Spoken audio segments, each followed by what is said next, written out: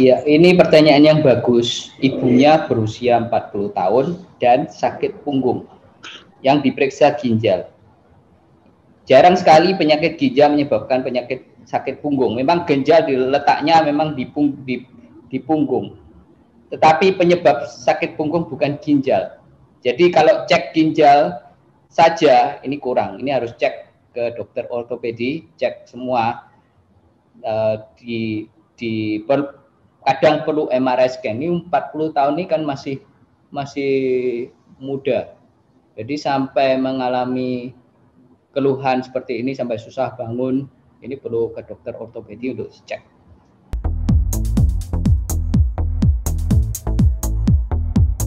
Sakit di punggung L4 L5 mungkin ada hubungannya dengan sakit di leher. Tapi dari pertanyaan ini sepertinya tidak. Jadi tengeng itu adalah muscle strain, masalah di ototnya ketarik atau robek menyebabkan tengeng. Kenapa nggak bisa noleh? Karena terjadi inflamasi dan tubuh kita itu coba untuk melindungi yang robek ini supaya robeknya tidak parah kalau kita menoleh. Bayangkan kalau tidak sakit sama sekali, ototnya robek, kita bisa tolak oleh semau kita, maka otot yang robek itu tidak akan sembuh. Terus kemudian tusuk jarum, boleh tusuk jarum,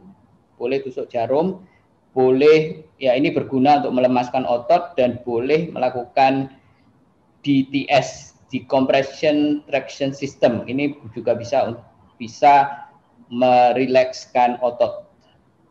Boleh dilakukan, tidak berbahaya, boleh dilakukan.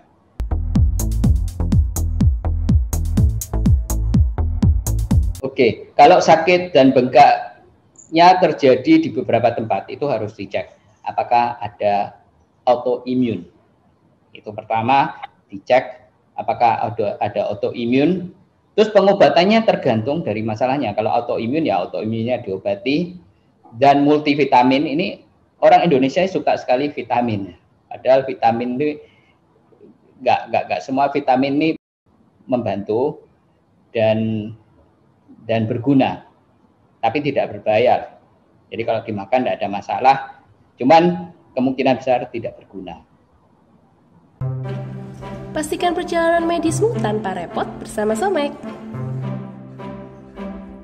Banyaknya syarat untuk berobat ke Singapura ataupun Malaysia membuat repot selama pandemi ini.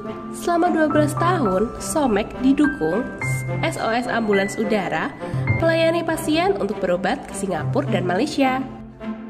Somek mencarikan dokter spesialis sesuai dengan keluhan kamu. Somek juga akan membantu proses perizinan ke Singapura dan Malaysia.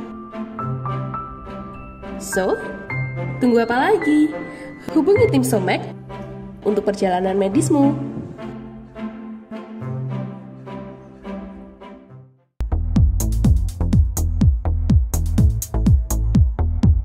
Lakukan pemeriksaan fisik dulu. Setelah dilakukan pemeriksaan fisik, dilakukan pemeriksaan darah. Cek darah.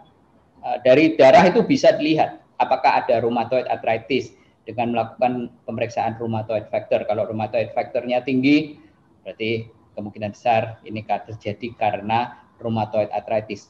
Dan ada cek-cek lain yang bisa dilakukan untuk mendeteksi autoimun yang lain seperti lupus, dicek ANA atau ankylosing spondylitis, dicek B27 seperti itu.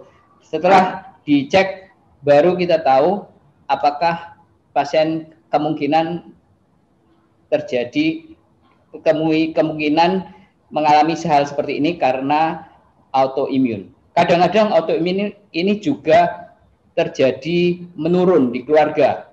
Misalnya orang tua terkena autoimun dan anaknya mengalami masalah seperti itu, bengkak di beberapa sendi, ya ada kemungkinan atau kemungkinan besar anaknya juga terkena autoimun.